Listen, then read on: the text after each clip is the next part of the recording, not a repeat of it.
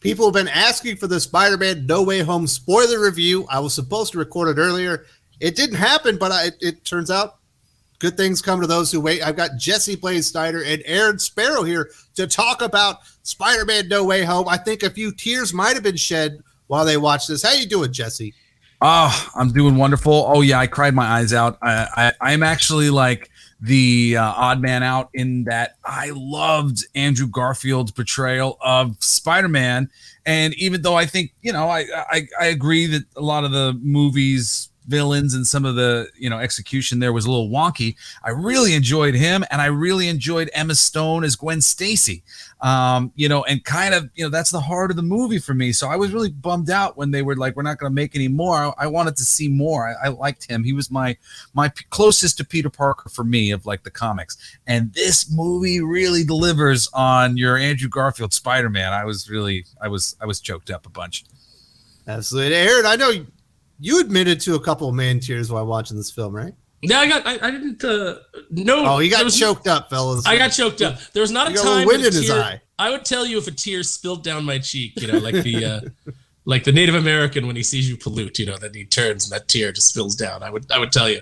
But I did definitely get choked up a couple times, which was unusual because it was in the moment that I got the most choked up was in reference to Andrew Garfield's Spider-Man, and I hated those movies. I hated those movies. I didn't care for him in those movies. And, looking back, his performance in this is not really any different than his performance there. And I loved him in this and I hated him in those. So obviously it was a case of the material not serving the actor and him not being able to break through that, for me.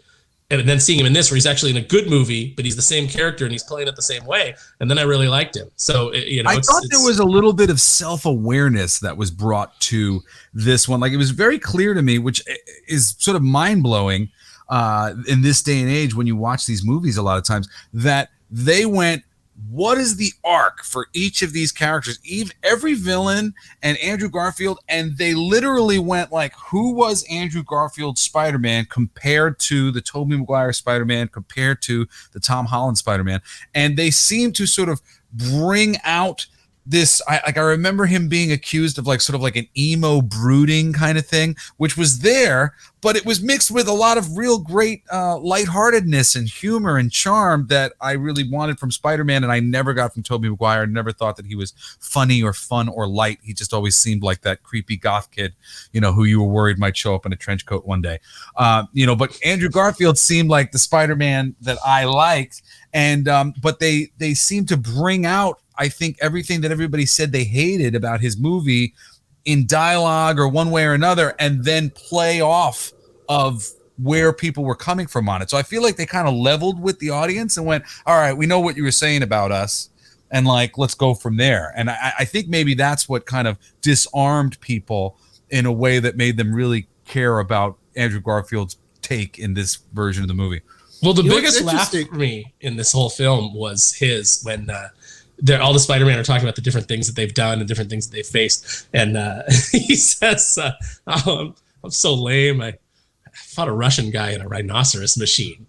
And that got like the biggest laugh for me because the rhino was really stupid in that movie. And the fact that he didn't say costume, the fact that he said rhinoceros machine, like it's really struck my funny bone and cracked me up. So one of the things I really liked about this movie, Aaron, is that there were some expectations that audiences had, whether it be from spoilers or just kind of the way that they had caged the film. You got to see Doc Ock. We got to see like a little bitty version of Green Goblin.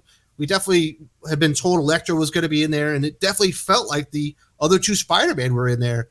They literally delivered every expectation I think that an audience member could have had. So it's not really all that often that a big Hollywood movie like this, where you have expectations, literally delivers everything that you wanted.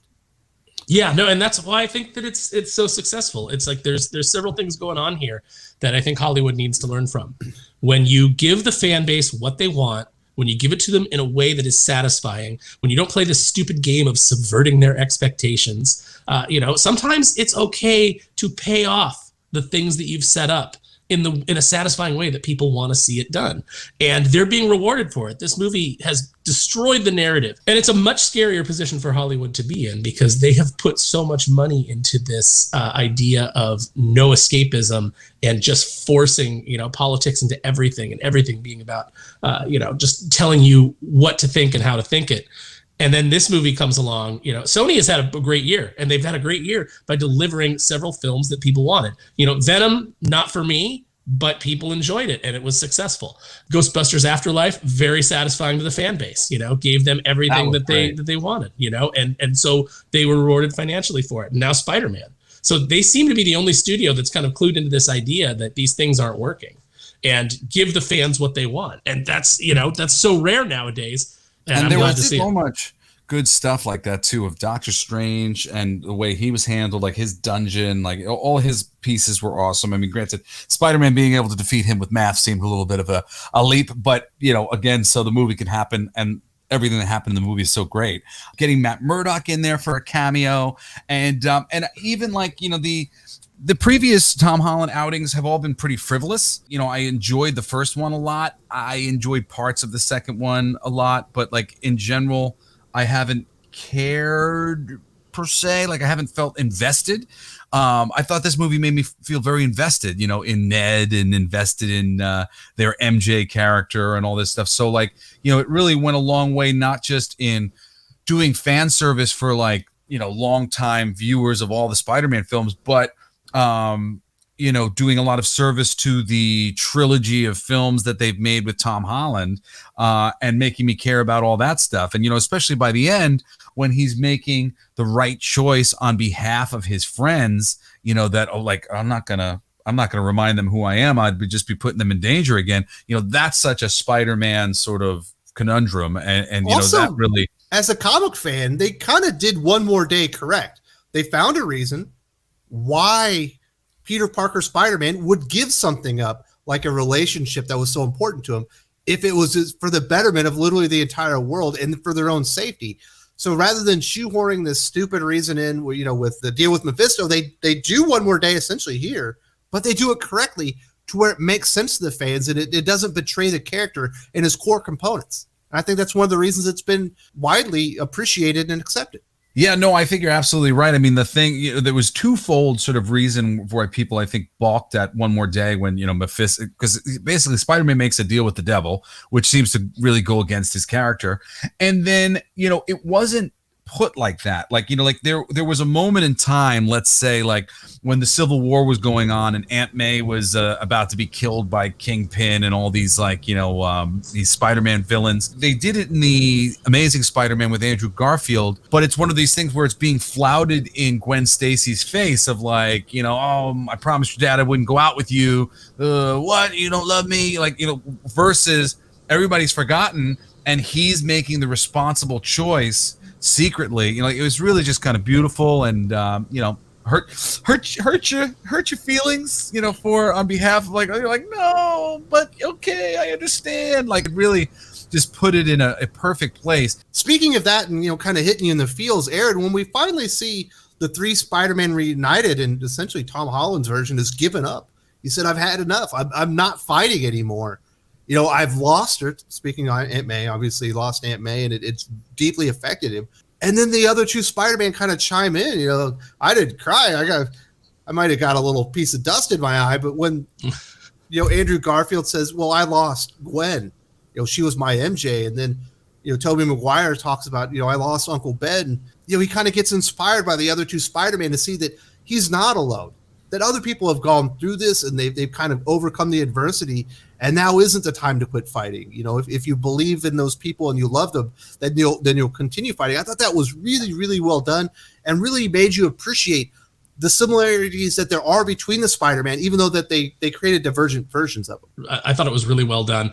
That moment really got to me, and then that kind of transitioned into almost this moment where Peter has brothers. And they're all like working together to come up with these, to come up with the cures for these villains. And, you got that nice little science montage that's a lot of fun, which comes after this just really dark moment of Tom Holland being like just broken. and them kind of picking him up and putting him back on. And you see how resilient the character of Spider-Man is, even though he has these moments of just being absolutely crushed under the weight of the responsibility. And it really played again to things that I love from the comics that I thought that they dropped the ball on with Ben Reilly when they first brought him in. Yeah, on the other side of that, the Spider-Man having brothers thing, which was really cool. My second viewing really brought out the Aunt May portion of the film, which I really appreciated.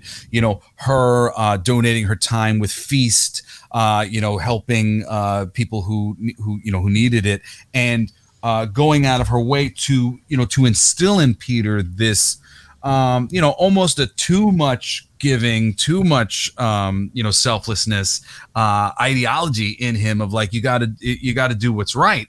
And I thought they did a really great job with that. And this was her choice. This is how she would have seen Peter do it. And she was glad that he did it that way. And she was proud of him. And even though, she lost her life in the process, it was worth it to her that he tried, and that, she believed that you should always try, even talking about it, like it gets me kind of choked up, that she believes that even though it might mean her death, that you should try to do better and try and see if you can save these people, and and not just go, oh, too bad, like Benedict Cumberbatch's Doctor Strange was doing, even though that seemed par for the course for his character. There's a couple of other moments in there, Jesse, that I liked. I liked that they furthered the story of the original Peter when he says, don't stop looking. In the end, we made it work, hinting that in the end he and his Mary Jane got married, and they have a family and stuff in the future. And then we also get kind of this redemptive moment. This world's version of MJ is falling. Our Peter doesn't make it. He gets knocked off to the side by Green Goblin, and Andrew Garfield is able to swing in this time and then save MJ, obviously like he wasn't able to do Gwen Stacy to begin with. So I thought they were really doing great things to add layers to the Spider-Man that we already knew without like overshadowing the current Spider-Man as well. There's just such a good job by the producers and the director. Yeah, even with the villains, just like keeping that Sandman, sort of friendship, positive spin on him going. Electro, who goes through this really interesting sort of transformation into something a little bit closer to what we might want and something a little less deranged. He was a little sort of weird, in the second Spider-Man.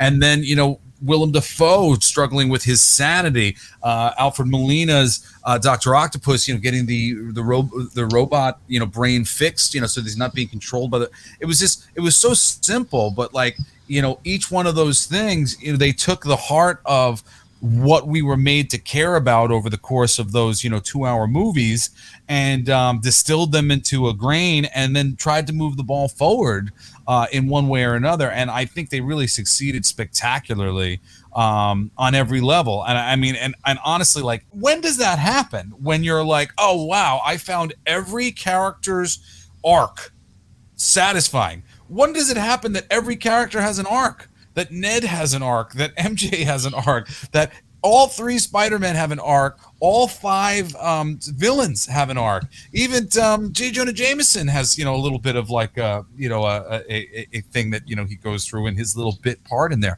So, I mean, and MJ and Happy and like, it's like real, I mean, Aunt May and Happy. Like, it was really just so satisfying. It was like really just no expectations subverted, all expectations sort of held up and rewarded for you having them. Like, it's like that's the thing. We want to have these expectations and then be rewarded because we held them in our hearts and they matter to us. Not having, well, you're an idiot and you didn't know anything and it's actually going to go this way. Like, no, all those things that you felt, you're right, and this is how we're going to pay that off in a way that's satisfying. It was a reward to everybody for caring. Yeah, which in an age when they basically seem to mock you for giving a shit, and tell fans that, you're toxic and, because you care about this stuff. You care about and this, you don't like what we did. Fanboy. Yeah, it's like this was the exact opposite. And it was refreshing, and it's where entertainment needs to go.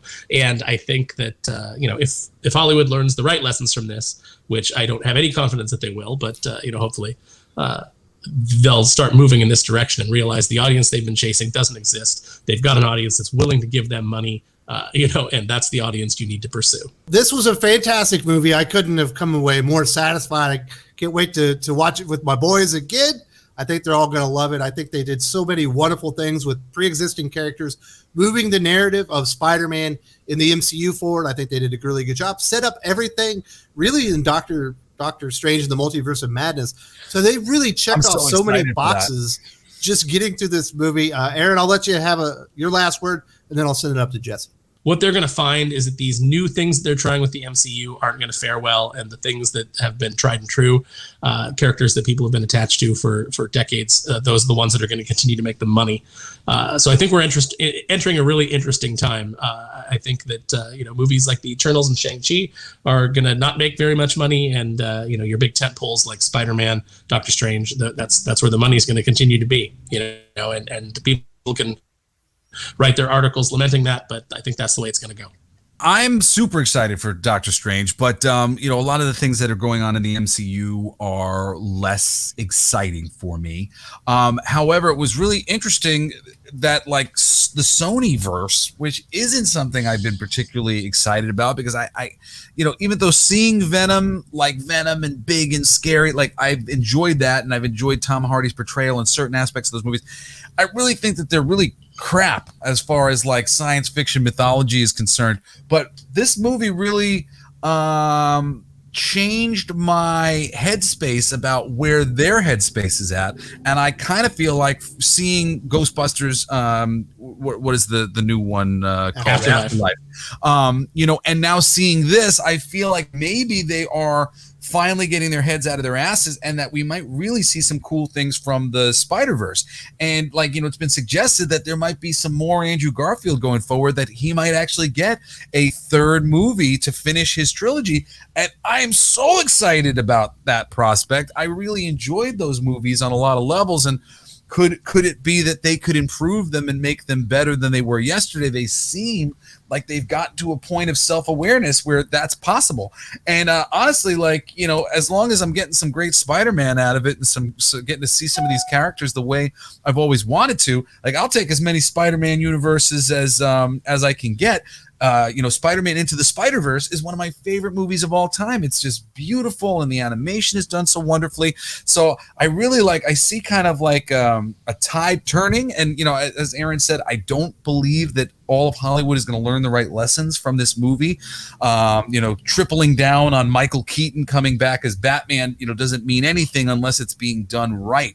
This all worked because it was done right, and it was done with an honoring of people's expectations, and what was going on yesterday and what we might like to see tomorrow. They gave us what we might like to see tomorrow, and I think if they can keep doing that, we're really in for a treat going forward. And I'm praying that they learn the right lessons from it, and we could just get more of this, because it was seriously the most satisfying movie-going experience that I've maybe ever had. I've never been so excited to see a movie again.